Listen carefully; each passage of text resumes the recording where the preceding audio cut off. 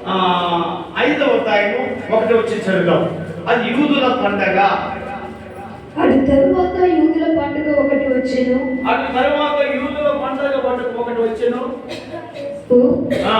కనుక యేసు యెరూషలేమునకు వెళ్ళెను. తర్వాత చూడాలి. ఒక యూదుల పండగ వచ్చి దేశప్రభున్నాము. ఆ పండగ ఏమంటే బాగా వినాలి మీరు. ఒక నది ఉంది, అది ఒక నది ఉంది. ఆ నదిలో నీళ్లు పారుతాయి. ఆ దేవదూత ఆ రోజున పరలోకం నుంచి దిగి వచ్చి ఆ నదిలోనికి దిగుతుందట దేవదూత. దిగిన తర్వాత దేవుని శక్తి, దేవుని ప్రవాహం ఆ నదిలోకి వస్తుందట. ఎవరు కుంటోడో, ఎవరు గుడ్డోడో, చచ్చిపోయిన సేవమా, లేకపోతే ఏ వ్యాధి కలిగిన వాడైతే మొట్టమొదట నదిలోకి దిగుతాడో వాడు బాగుపడతాడంట. హల్లెలూయా, హల్లెలూయా. ఆ తర్వాత ఆ పండగ, ప్రతి పండగ జరిగేదంట. ఆ పండగ ఆ రోజు దేవదూత దిగి వస్తున్నప్పుడు ఆ పండుగ చేసుకొని, బచ్చాలు చేసుకొని, మంచి బట్టలు వేసుకొని ఆ నది కాడికి వచ్చే వాళ్ళంట అందరూ. యేసయ్య ఈ రోజు దేవదూతను పంపిస్తాడు నదిలోకి. వెంటనే దేవదూత రాగానే దేవుడు మనం స్వస్థపరుస్తాడు దిగితే అని వాళ్ళు పండుగ దినాన్ని ఆచరిస్తూ ఉన్నారంట. మన ప్రభువైన యేసుక్రీస్తు కూడా ఆ యూదుల పండగకి, ఆ నది ఘాట్కి దేవుడు వచ్చాడు. హల్లెలూయా. సరే చదువుదామమ్మా, ఏమున్నది అక్కడ? యెరూషలేము గొర్రెల ద్వారము దగ్గర హెబ్రీ భాషలో బేతిస్దా అనబడిన ఒక కోనేరు కలదు.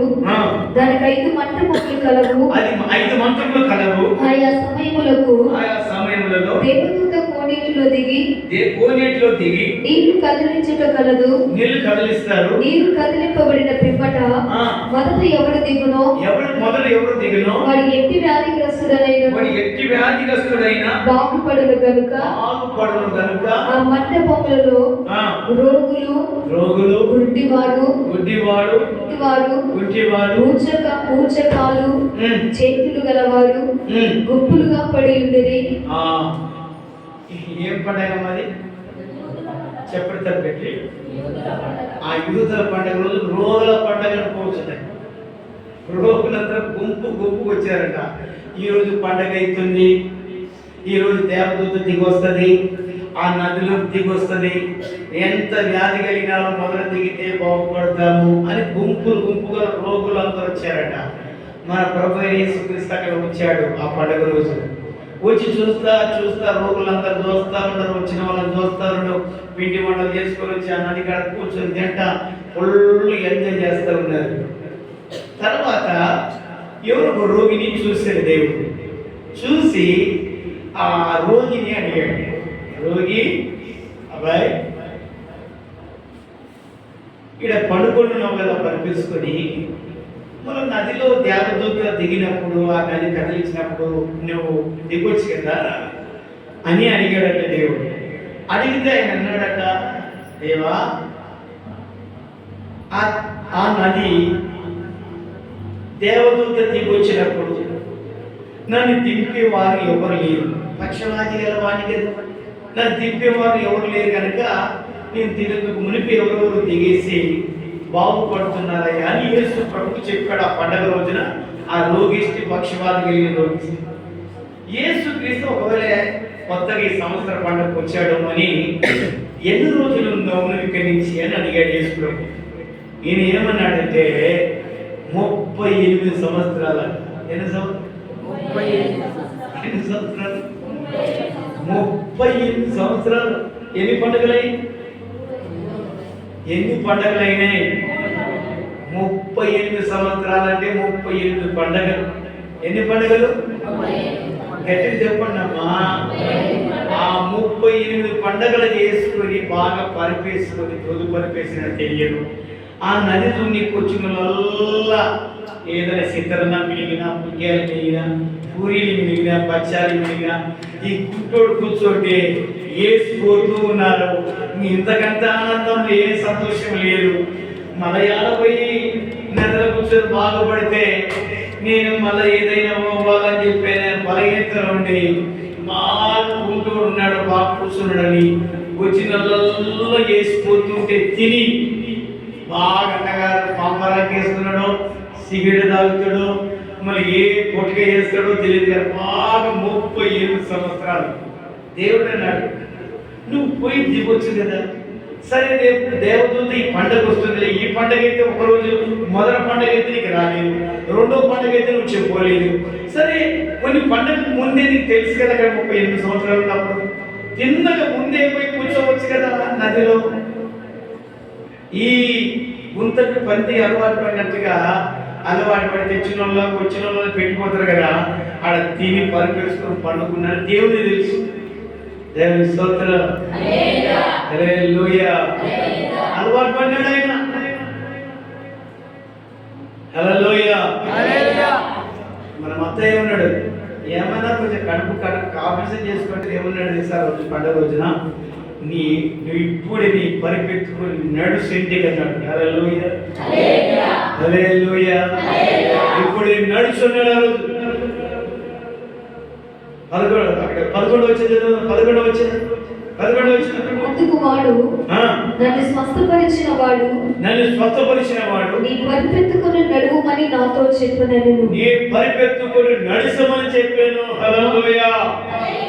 ఎక్కడ 38 సంవత్సరాలు అక్కడ చూడండి, 38 సంవత్సరాలు 38 ఏళ్ల నుండి 38 ఏళ్ల నుండి వ్యాధి గల ఒక మనుషుడు, వ్యాధి కలిగిన మనుషుడు యేసు వాడు పడి ఉండట చూసి వాడప్పటికి బహుకాలం నుండి ఆ స్థితిలోనే ఉన్నాడని దేవుడు ఎరిగి స్వస్థపడ కోరుచున్నావా అని వారిని అడగగా, ఆ రోగి, అయ్యా నీళ్లు కదిలింపబడినప్పుడు ఇల్లు గుణవన్నీ చెప్తున్నాడు. దేవుడు ఎరిగినాడు, వీడు అది కాదు, ఎవరు తెచ్చిపెట్టిన ఆహారం తిని ఇప్పుడు అలవాటు పడినాడు. ఎందుకు దిగాలే, ఇంకా తెచ్చిన డబ్బులు ఇచ్చిపోతున్నారు, బచ్చాలు పెట్టిపోతున్నారు, కూడా మిగిలిన భోజనం పెట్టిపోతున్నారు, తిరిగినట్టు సుఖం ఏం లేదని దిగకుండా దేవుడు తెలుసుకొని ఇప్పుడు నీ పరిపెత్తుకొని నడుస్తూ నీ వ్యాధి నుంచి అన్నాడు. హల్లెలూయా, హల్లెలూయా.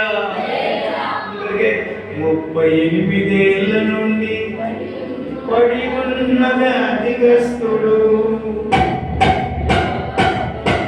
రాశాడు పాట, సత్యముంది కనుక రాశాడు దేవుడు కదనా. ఈ యూదుల పండుగ రోజుని దేవుడు 38 సంవత్సరాల వ్యాధిగ్రస్తుని దేవుడు సూచక్రియ యూదుల పండుగ రోజే దేవుడు చేశాడు. హల్లెలూయా, హల్లెలూయా. అసలు పండుగ రోజున ఆయన బలారమైన రక్తం గురించి దేవుడు గొప్ప కార్యం చేశాడు. పెంతెకోస్తు పండుగ రోజున అగ్ని దింపి పరిశుద్ధాత్మని నింపాడు.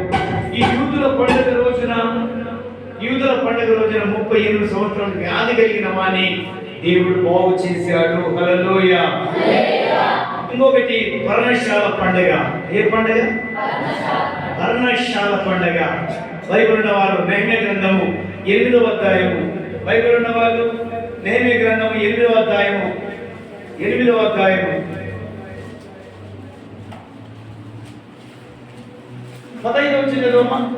వచ్చింది.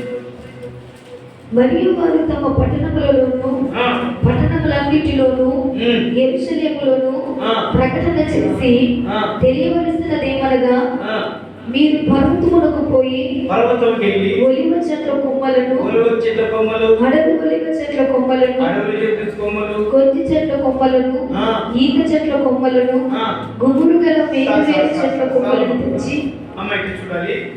అడవికి వెళ్ళి బాగా ఆకులు కాల్చిన కొమ్మలు చెట్లు ఉన్నాయి కదా, నరకొచ్చుకుని అడవిలో మగపిల్లలు వెళ్ళి దేవుని మందిరం మీద పర్ణశాల వేసి వాళ్ళ ఇళ్ళ మీద కూడా ఆకులు వేసుకొని ఆ రోజున మొదటనే కట్టేసి వెంటనే పండుగ బచ్చాలు చేసుకొని అన్ని చేసుకొని పెట్టుకొని దేవుని మందిరానికి వచ్చి ఆ పర్ణశాల ఎదుట ఉదయం మొదలుకొని మధ్యాహ్నం వరకు దేవుని స్తుతించారంట. హల్లెలూయా, హల్లెలూయా.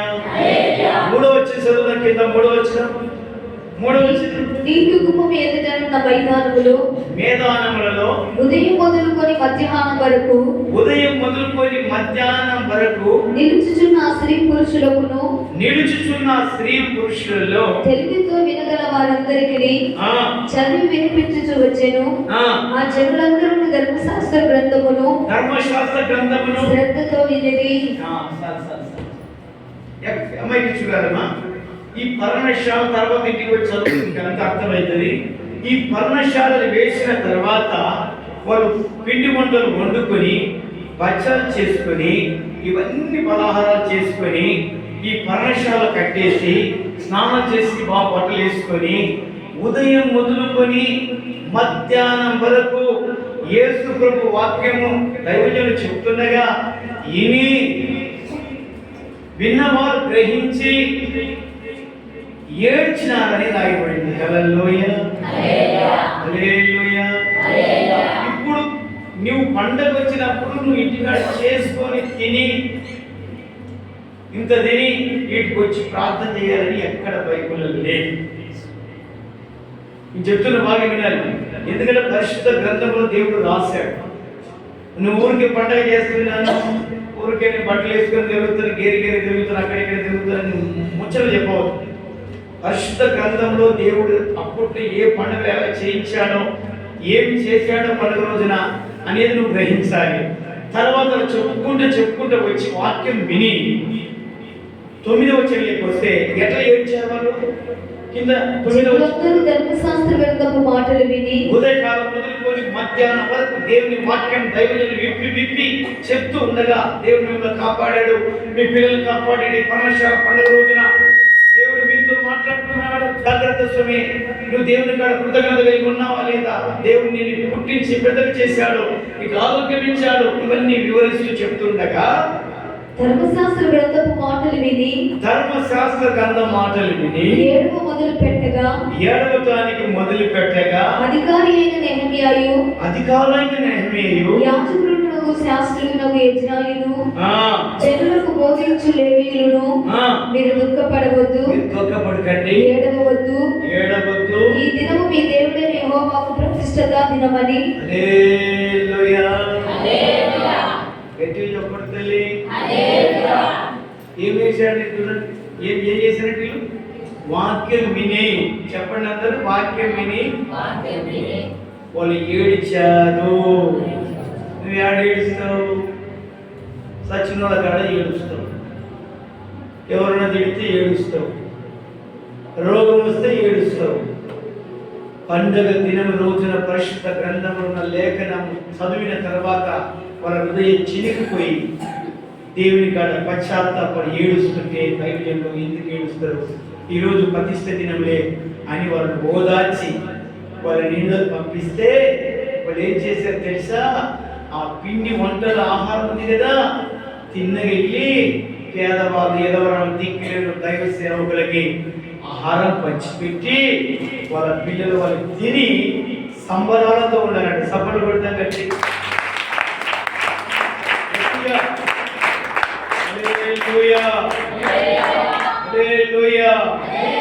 ఎట్లా ఉండాలంట? గట్టి చెప్పండి. నా పిల్లలే తినాలా, నా భర్తలే తినాలా, నా కొడుకే తినాలా, నా కూతురే తినాలా. ఈ పీసిన స్పెషలిటీ కాబట్టి నీకు ఆశీర్వాదాలు రావు. 12వ వచనం చదువు కింద, 12వ వచనం చదువు. ఆ తర్వాత జనులు తమకు తెలియజేయబడిన మాటలన్నిటిని గ్రహించి, వారు తెలియజేసిన మాటలన్నిటిని గ్రహించి తినుటకును త్రాగుటకును లేని వారికి ఫలాహారములు పంపించుటకును, లేని వారికి పేద వాళ్ళకి దైవ సేవకులకి ఫలాహారాలను పంచుటకును, సంభ్రమముగా ఉండుటకును, సంబరాలతో ఉండుటకును ఎవరి ఇళ్లకు వారు వెళ్ళిరి.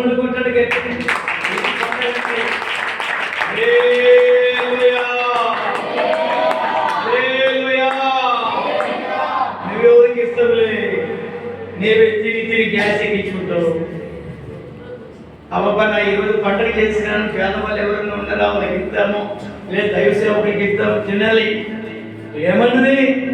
పర్ణశాలను కట్టి వాళ్ళు ఉదయం మొదలుకొని మధ్యాహ్నం వరకు దేవుని వాక్యం విని ఏడ్చి దేవుని కాడ పశ్చాత్తాపడి లేని వారికి పాలహారాలు పంచిపెట్టి సంబరాలతో సంతోషంగా ఆనందంగా పర్ణశాల పండుగ చేశారని బైబిల్ చెప్తుంది. హల్లెలూయా, హల్లెలూయా. నీవు కూడా అలాగా చేయాలి. ఆమేన్. చెప్పండి గట్టిగా. నేను వాడినే బచ్చాలు కొట్టుకుంటా, కూడాలు వండుకుంటా, కూడ వండుకుంటా, అట్లా కొట్టుకుంటా, రేపు ఎల్లుండి కూడా తినుకుంటాము. పుల్లు తినుకుంటే ఎంజాయ్ చేసుకుంటా ఇప్పుడు పాడుతున్నారు కదా. వెళ్ళి మళ్ళీ ఆ తర్వాత ప్రార్థన.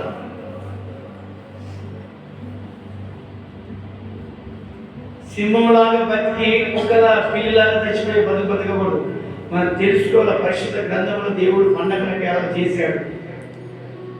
దయచేసి నువ్వు ఇవ్వబడినా కూడా, నీకు బోధించినా కూడా నువ్వు పెడసేవి పెట్టేసి లెక్క చేయకపోతే వరకు నువ్వు దేవుడు పైకి పోయినట్టే లెక్క అడుగుతాడు దేవుడు.